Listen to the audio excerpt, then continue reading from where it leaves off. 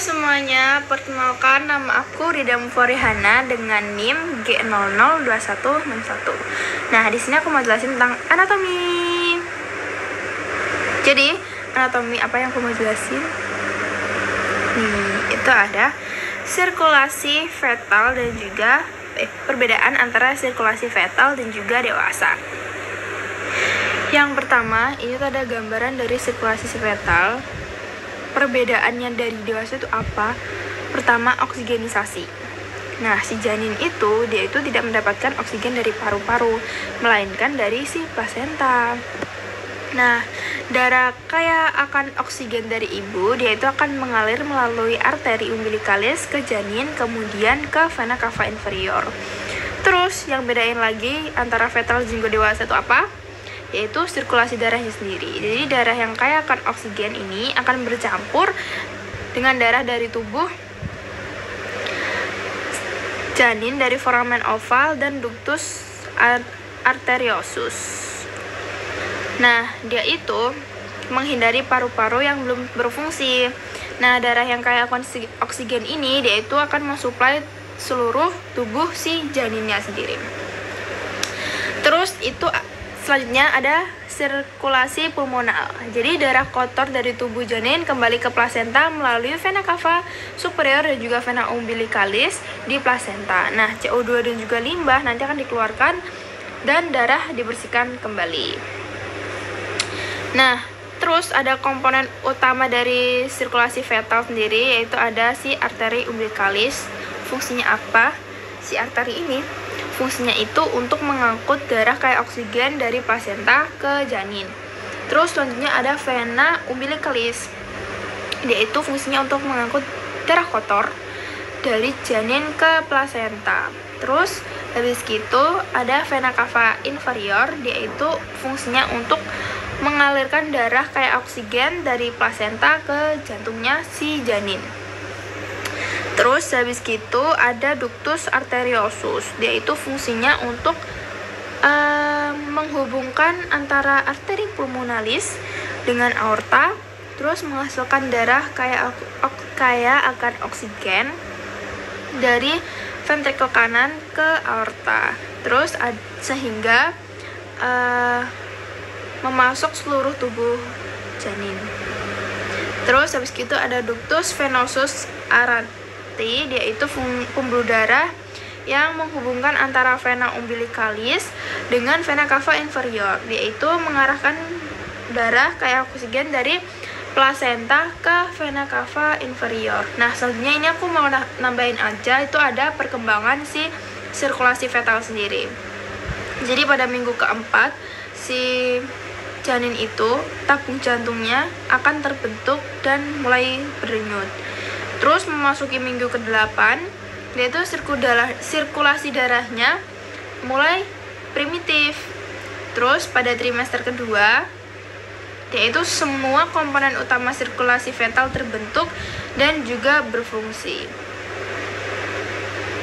Nah, sedangkan pas si janinnya itu sudah keluar atau sudah lahir, nah perubahan signifikan itu akan mulai terjadi pada si janinnya itu sendiri.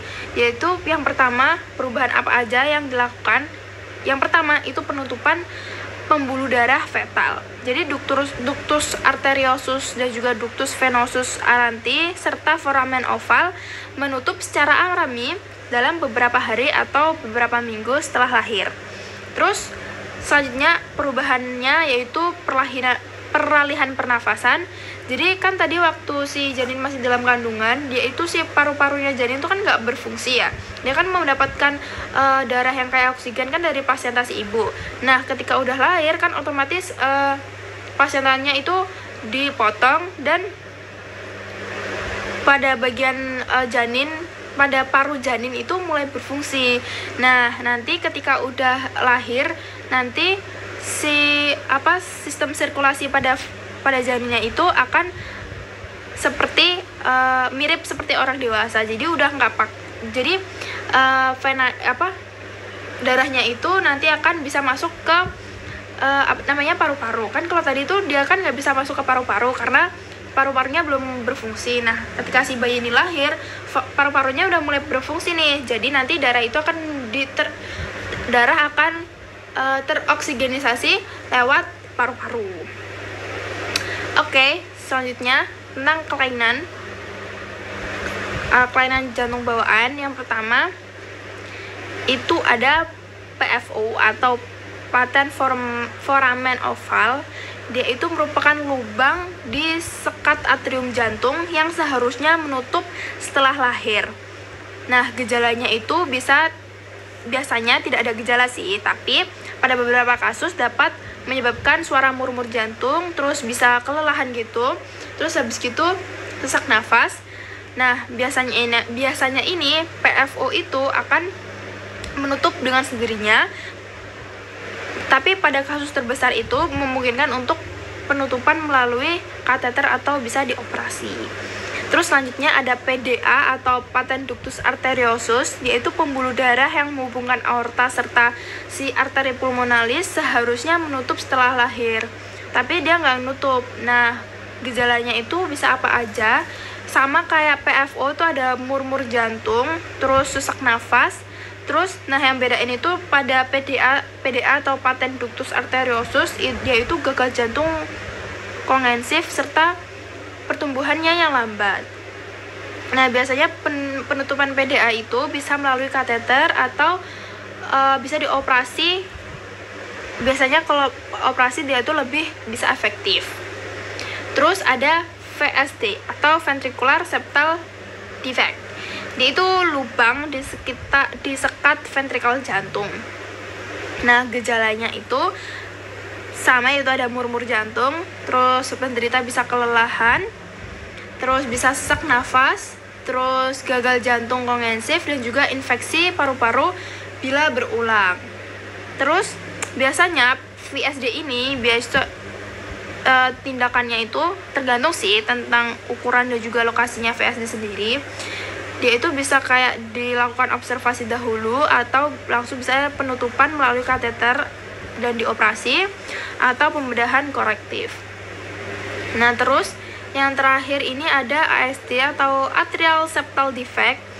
Dia itu lubang, tapi lubangnya itu di sekitar atrium jantung. Nah, gejalanya tentu saja ada murmur jantung, bisa kelelahan, terus sesak nafas, terus gagal jantung kongensif, dan juga pembekakan kaki serta perut. Nah, biasanya si ASD ini dia itu ditangani sama kayak VSD, tergantung sama ukuran serta lokasi si ASD itu. Sama seperti FSD, tergantung ukuran dan juga lokasinya sendiri. Nah, biasanya itu bisa dilakukan observasi terlebih dahulu, terus nanti akan penutupan melalui kateter atau operasi, atau juga bisa pembedahan korektif. Nah, mungkin itu dulu yang dapat saya sampaikan. Kurang lebihnya saya memohon maaf. Saya Dina Farihana. Wassalamualaikum warahmatullahi wabarakatuh.